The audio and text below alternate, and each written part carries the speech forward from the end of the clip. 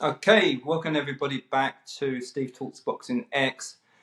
This week we're going to talk about the Franck Petitjean versus Adam Azim fight this weekend, this Saturday, for the EBU super lightweight title there. And joining me this week is Kenzer Gray. Welcome, Kenzer, to the show, and thanks for coming on. Yeah, thanks. Nice to be here, mate. Yeah, thanks for having me. And also, excellent French pronunciation there, Franck Petitjean. No, I've been practicing that all day, Kenzer. Yeah, I think it's Frank Littlejohn on it in our language. I think you've got to put a French accent on it just to make it sound a bit more French. You have, definitely. Yeah, so I've done well there. I was going to say, Kenzer, you're actually going to the fight. Are you going for Azim? Are you Azim fan? Primarily Adam Azim, yes, I am. Yeah. Primarily Adam Azim. I'm a big fan. And then when I saw Tyler Denny was on the card as well, because I've recently moved back to the West Midlands, which is where I'm from originally. The Civic Hall is on my doorstep. And when I saw that Adam Azim was fighting there and Tyler Denny as well, I thought I've got to go. Mm-hmm. Obviously, I'm a big fan of Adam Azim, as I've said, but it's also I've got a I don't know if like saying you've got a soft spot for Tyler Denny is being a bit patronising. Yeah. But it's just nice to see. It's always nice to see a boxer who does well later in his career. You know, and he seems a nice guy as well, doesn't he? Yeah, he does seem a nice guy. Didn't necessarily get the breaks earlier on in his career. His face didn't seem to fit. He seemed to be on the cusp and on the periphery of things. And then in the last couple of years, he's got his chances, and he's really took them, hasn't he? Yeah, and so it's nice to see him doing well. He wants to carry on that momentum, I think, as well. I think to end the year. I was going to say, EBU title for Adam. Is it a good way to end the year? I think it's a look. If you're fighting for if you fight for the European title after 9 fights, you can't complain, can you? You're doing well, you know. Unless you're Lomachenko who fights for the world title in 2 fights, Adam Azim. I tried to find a bit of footage of his opponent, and that was really difficult. Really? That was really difficult, mate. The only footage I could find was of him fighting in the World Series of Boxing, and that was 10 years ago. I could only find like a little highlights thing on YouTube, which was terrible. Well, that's an interesting one then, because how would they done their research on him? Listen, this kid's got one of these records. It's a bit of an anomaly. He's had 30 fights, right? But out of those 30 fights, he's got like 4 losses or whatever, and he's got a decent record and a couple of draws. But out of those 30 fights, he's only fought 3 or 4 people with winning records, and he's lost 2 of those. Well, you know, he's fought 4 people with winning records. He's won 2, lost 1, and drew 1, and the 2 he won was like against guys who were 3-0 and 5-0. So, and also like he was fighting regularly up until 2019. And then he had a 3-year break. So I'm guessing that was an injury or COVID or whatever. Yeah. So then he come back in 2022. And after that 3-year break, he fought directly for the European title. And he lost to a kid called Samuel Molina. And then in his next fight, because Samuel Molina moved up to welterweight after that, in his next fight, it must have been like a quirk of the rankings. He fought for the title again. And he won. He won, yeah. So after a 3-year break, he fought for the title, lost, and then fought for the title again in his next fight. Yeah. So I thought, he must be really well ranked, but his record doesn't, or well rated or thought of, but his record doesn't necessarily suggest that. So I looked at it, I managed to find one fight, and that was a WSB fight against, I can't remember the guy's name, and he'd done 4 or 5 rounds, and he looks decent, but he doesn't look spectacular. I mean, he's got like a tight guard. He's a southpaw. He likes to come forward, bit of a pressure fighter, but also not necessarily much of a puncher. Yeah. So I'm thinking that doesn't sound well to be going. That's not what you need against Adam Azim, is it? It's a way to beat Adam is to stay away from him and move and box. That's sort of what's causing him issues at the moment. But if you're going to walk up to Adam and have it out with him, I don't think that's the way to go, is it really? No. This could be a quick finish tomorrow night, I'm thinking. Yeah, I was going to say, do you think this would, I don't know, you answered a bit of that, do you think this is going to be a decent test then for Adam at this stage? I think the status of the fight in your 9th fight is wholly commendable, but again, I've only been able to find footage from 11 years ago. Yeah. And records, when you look at the box rec and the records, it's a bit of a conundrum, really. Yeah, I heard on TalkSport they had But Azim on, and they were talking about. I didn't realise Spencer Oliver is holding the record for 10 fights for the European title. Prince yeah, Nazim 11 fights. yeah, I So heard that. Yeah, he beat yeah, no. so I Yeah, didn't realise that before. And yeah, no, Azim I didn't. And then Adam Azim winning, is on for it in his ninth yeah, fight, which is yeah. yeah. I So if he didn't realise wins, that was the yeah, record. But then, like, this hmm kid's fought in the World Series of Boxing, so he hmm must be a top amateur. He yeah, must have been a top amateur. yeah. He's got to You be don't get invited credible, into isn't he? that for nothing, do you? Yeah, But he yeah. didn't look anything special to me, mate. I've got to be No, honest with you. But that was 10 years ago. So yeah. We'll so find what out. we're going to see down Pacific Hall on Saturday is a bit Yeah. of an unknown quantity, to say the least, because I can't Okay. find any Yeah. footage Got of to him find online. something. Yeah. I was going to say, with Sky and Boxer, are they hoping Azim is going to be the next pay-per-view star? Because at the moment, I don't think they got many choices out there, have they? Look, Really? no, they haven't. I mean, you'd think that Ben Whittaker would be the favourite for that. I mean, that's the plan with Ben, to Mm-hmm. get him up there. He's got the talent and he's got the personality. I mean, Yeah. we've got the talent. I don't know if he's got the staying power he claims to have. But when it comes to Adam Azim, I'd say that Ben is in front of Adam, but not in terms of career. Adam Azim is still only 21 years of age, Yeah. and I'm just more inclined, especially what's happened in his last couple of fights, what his power hasn't seen him through.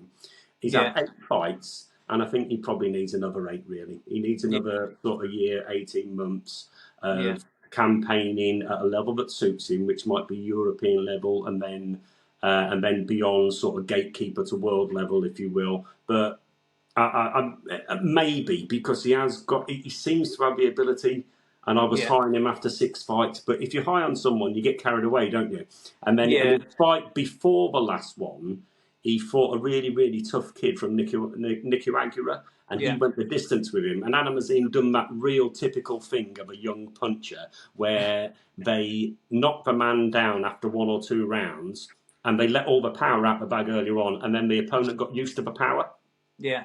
And he ended up going the distance with him. And Yeah. that was a lesson for him. And it was noticeable in his last fight, but he was a lot more cautious. He didn't let Yeah. it out the bag. Probably a bit too cautious. He Cautious. wanted to conserve energy and try and figure his opponent out. So, according to Shane McGuigan, he's a very good learner and he's very coachable. And I can see that, because his mentality was different the last time he got in the ring, as what it has been for most of his career. Yeah. But I expect a bit of an Adam Azim job on this geezer on Saturday, Yeah. because he just doesn't seem like he'll be able to live He's up with for it. Yeah. it. Well, there's a lot of pressure on him, isn't there? He's 21, Yeah. he's knocking everyone 21. out, and everyone's expecting him to come in and just knock people out, and comparing him to like people like Prince Nazim as well. So who, you know, obviously was world class. So there's a lot of pressure on this 21-year-old, isn't there? To compare like talented prospects with someone like Naz, who was the ultimate talented prospect. He was knocking world class people out at 17 in the gym and all that sort of palaver, you know. But the stories of Naz, I mean, what he did in the ring, where the cameras was on him, and what we can see, and the stories of what he did in sparring, it's just frightening. But like when you hear Shane McGuigan speak, apparently Adam Azim can do all these things, but it's going to take time, isn't it, to learn his trade? Yeah, It's definitely. going to take time. And he needs round. He needs round. I was going to say, do you think Boxer would be a mistake if they tried to fast track him? You know, say world title fight in 3 fights. Do you think that'd be a big mistake? Yeah. I mean, when you're as talented as what he is in terms of a prospect, it can be very difficult to match, because the better you are as a boxer, the less people there are. The talent pool becomes smaller to pick as an opponent, right? The less people deserved really to be in the ring with you, you know? Yeah. So automatically you can't really, the talent pool is smaller to pick from. So I think that he's found his level in terms of matching him for future fights, i.e. European level and sort of top 20 in the world level. That type of thing. I mean, the Dalton Smith thing, that ain't going to happen anytime soon, because there isn't a strong desire from either side to make that fight anytime soon, and possibly rightly so, whatever. But I don't think they'll fast track him. No, as in like put him in for a world title next year. Well, European, I don't think so, mate. Yeah, European level obviously elevates your world rankings, doesn't it? So it should be ranked Yeah. he will be ranked, but you can't get excited about it. And I hope they don't get a rush of blood simply because he gets ranked in the top 15. I think it's actually the WBO who automatically ranked him in the top 15 if you win a European title. I think European so. title. But I wouldn't get too excited about that. He needs to have he needs to have 3 or 4 fights in the rankings, fighting people within the top 15. Yeah. Providing the rate of progression goes as it's been. Yeah, totally agree. I was going to say, if Adam wins on Saturday, who would you like him to fight next, realistically? If you want, look, I watched that fight on Saturday night, and it is such a shame that Harlem Eubank is moving up to welterweight. Yeah, everyone's talking about that. Yeah, versus Adam Azim is just a real sexy matchup. Yeah, that has got my money all day long. They're like two of me favourite fighters at the minute. Do you know what I mean? That has got my money all day long. I would just like to see him fight at that level, really. I would like to see him fight at that level. I mean, I was thinking about Maxie Hughes, but I don't know if that's a little bit too soon. I know maybe. Maxie Hughes is at lightweight, but he would definitely move up if the number's right. But he might, at this stage, is that a little bit too soon for him? Do you think Maxie might win 6 out of 10 rounds or 6 out of 12 rounds? You know, that might be a little bit too soon. Maybe Robbie Davis Jr. Yeah, it'd be hell of a scalp if you could do that. Robbie Davis Jr. Yeah.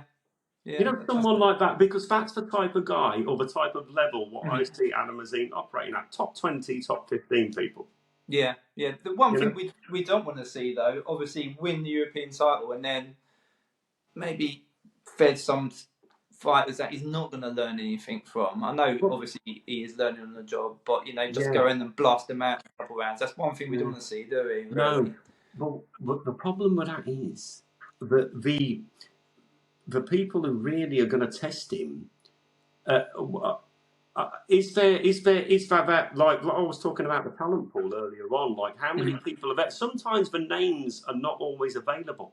So sometimes they have to take a sideward step, don't they? Because I would like to see him fight 4 times next year. Once every 3 months. 100%. Once every 3 months, 10 to 12 rounders, and then at the end of the year, maybe he might be in a position to maybe go for a final eliminator or something like that. Yeah, there's no reason he should be out every quarter, isn't there, really? No, there isn't, no. Sometimes a sideward step is okay with me, but inactivity is not okay with me. Yeah, providing injury-free, then I think there's no reason. And I think Sky and Boxer would be pushing for that. Yeah. The more he makes himself a household name, the better, really. The more he's out there, gets his name out there, the better. Yeah, it is. And that's what you need to do.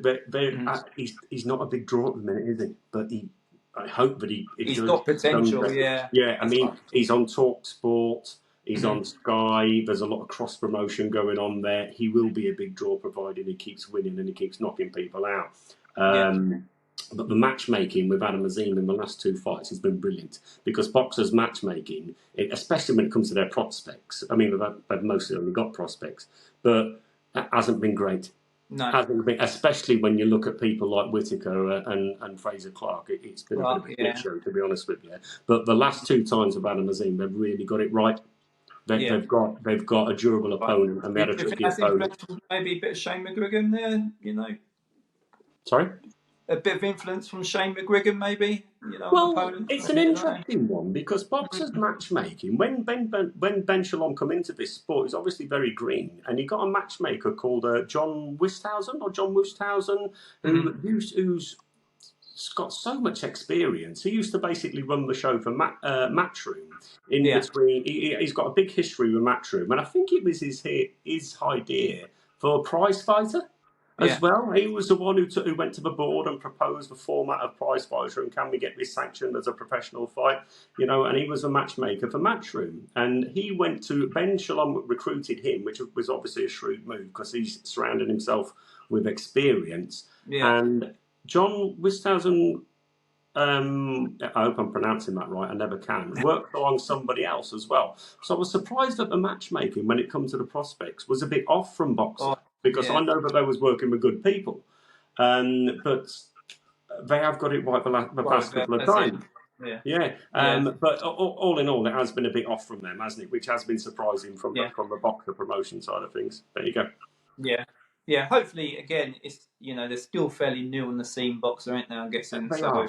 They are so new. Look, they're you're still talking probably about a new learning. promotional company Yeah, and new fighters. It's all very, exactly, very new, isn't it? exactly. They're on the learning curve as well, I guess. Yeah, massively with, so.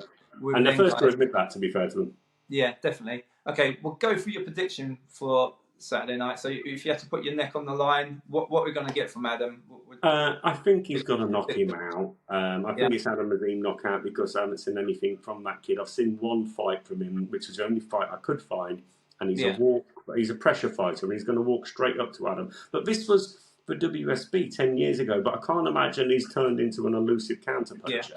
Since yeah, So what he's you got to walk predicted? straight up to Adam, and I think it's Adam Azim KO.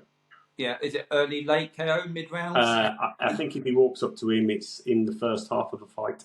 First half fight. Yeah, no, that's fair Yeah, enough. I mean, yeah, it's not going late. Adam Azim KO generally happens in like 1 or 2 rounds. Yeah, So I think it's like a performance that is typical of Azim prior to his previous 2 fights where they went the distance. 2-3 rounds, that'll do. yeah. As Ricky Hatton says, I think you don't get paid overtime in this job, do you? So You don't get paid overtime, no. And the less work that you've done on the job, the more time that Ricky had to spend in the pub. So, yeah. Sure. Always ask my guests this question before the end of the show, Kenzer. And there's been a lot of talk this week about AJ Wilder, 23rd of December. Do you think we're going to ever see AJ versus Wilder? Well, before this week happened, because this has only happened this week, the Saudi thing only happened. Before this happened, I would say that it isn't going to happen next. That was clear. And now that's even more clearer. It ain't going to happen next. But if that card happens, I can see it happening in March, April, no? That seems to be the only place. The only thing that's putting me off with that is that after this card happens in Saudi, if it does, which it does look like it's going to happen, AJ might be in a position to challenge Hrgović for the vacant IBF title. Yeah. Right, because the IBF have come out and said that Fury and Usyk, that's going to be the IBF title is going to be on the line for their fight supposedly in February. But what's going to happen is, as soon as that fight happens, the IBF, who are sticklers of this kind of thing, they're going to put an immediate order for their guy, who's Hrgović, to challenge for the IBF title. And that'll probably happen with either 90 days or 120 days. Like, bang on it, we need to do that next. So whoever wins out of Fury and Usyk, they're going to vacate the IBF title. We all know that. So then Hrgović will fight the next guy down. And I think, I'm pretty sure that is either Otto Wallin or Anthony Joshua.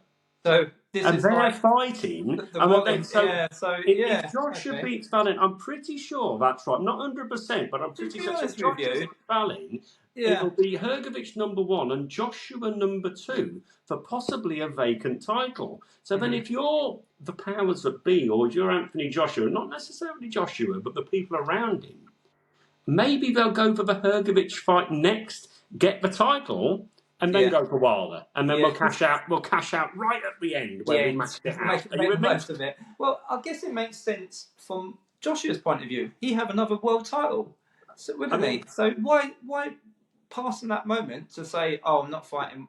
I'd rather fight for world title than fight Wilder. Fight Wilder after." That's reasonable.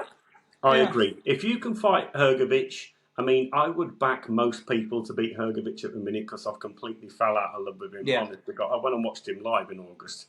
Yeah. When AJ fought Hellenius, and you're watching this kid thinking, was you there? Yeah. Was you there? Yeah, and I'm sorry, you was there, weren't you? And I mean, Steve, you're watching him thinking he's so slow and clunky. Yeah, he was lucky to win that from my point of view. It was it was a shit show. So I would expect AJ to win that. But either way, if you're AJ, that makes the most sense. I don't blame him for going Wallin, Hrgović, Wilder.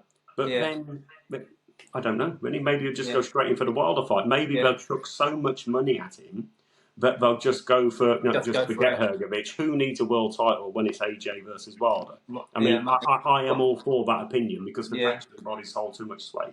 Yeah, that's fair enough. While we're talking about Fury versus Usyk. Do you think that's eventually going to happen? There's rumours that it's Feb now, so do you think that's happening?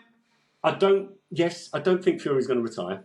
No, I don't agree with that. I mean, I've listened to George Groves a lot and various other people. No, I think it was what it was. He massively underperformed. The last time I seen Fury fight as bad as that was when he fought that geezer back in the old day. You know, the old Fury. Mm-hmm.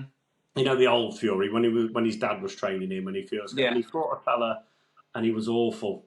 And it was John McDermott. And it was like that type of performance where he's mauling and doing and struggling. You know, when he's really struggling in the ring. Because since Fury's been back from his like semi-retirement, he's been awesome.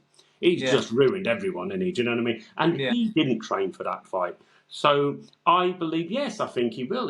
I think that Fury Usyk happens in February. Yeah. I can't see any reason why not. I think that my opinion is that the Fury that beat Chisora and White, that Fury was fit, training, sharp, coming off the back of the Wilder fights. I think it'd have beat Usyk. I think it'd have racked him round, actually. I actually think it might have been a better fight than what some people are perceiving, because I think Fury would have chased him. I think Fury would have chased him. Yeah. But now, if you look at it, and like some people who know a lot more about boxing than I are actually saying, do you think Fury's legs have gone? And that remains to be seen, doesn't it? What? Because like, he did look a bit old and a bit crap, didn't he? To say the bloody least. You think, is Fury finished? When you have a performance as bad as that, it raises a lot of question marks, doesn't it? Who's going to win? I just don't think he trained properly for that at all, really. Even if he trained at all, really. So when you see Fury and the Netflix thing, he's always out on the road doing his road work. So I would never think maybe the last Fury's legs would go. No, I only watched one of them and I couldn't be asked. I don't know. I just couldn't be asked at it. I can't see Netflix and Fury. He runs at about 2 miles an hour, doesn't he? I know. He's a big guy. Or like power walk. Yeah, he's a big guy, but I've only made it to episode 4. I'll be honest with you. So. Oh well, that was 3 more than me. And I'm a Fury fan. I am. I thought I just can't be doing this. I was sat watching it with my missus. She's sitting there going, "Oh, they're just like normal people, aren't they?" I said, "Yeah, but I didn't say this, but I thought, yeah, normal people with a Netflix camera crew in their house, like right." Yeah, I don't pay too much attention to that. But it was just the whole thing was all about the Saudi money and getting in with the Saudis. Exactly. And none of his team took it seriously. And that is very evident at the press conference where we all sit there praising the Saudis, including his trainer. Yeah. Sugar Hill. That was a bit surprising to me because at the top table, when you watch all the interviews, it was all about praising the Saudis for the money, the quality of the event and the opportunity. And then when he got to Sugar Hill, he'd done the same thing. He was of the same demeanour. And I wanted him to say, I don't care about this. My man's got a job to do on Saturday. We've got a fight to fight. We've got a win to win. We've got a massive fight coming next. We've got a job to do on Saturday. And he didn't say none of that. Yeah. He went along with the rhetoric. Went along with the ride. And my ears did prick up there a little bit, you know, and I thought, well, that's not what I want to hear. Yeah, that's fair enough. It was just purely money fight, wasn't it, really? So, yeah, massively so, yeah. Okay, that's pretty much the end of the show there. I'd like to say thanks, Kenzer, for coming on. Really great chatting to you. Obviously, everyone out there, please support the channel with likes, comments, subscriptions. I need a few subscriptions. I could do a few more. But yeah, appreciate you coming on.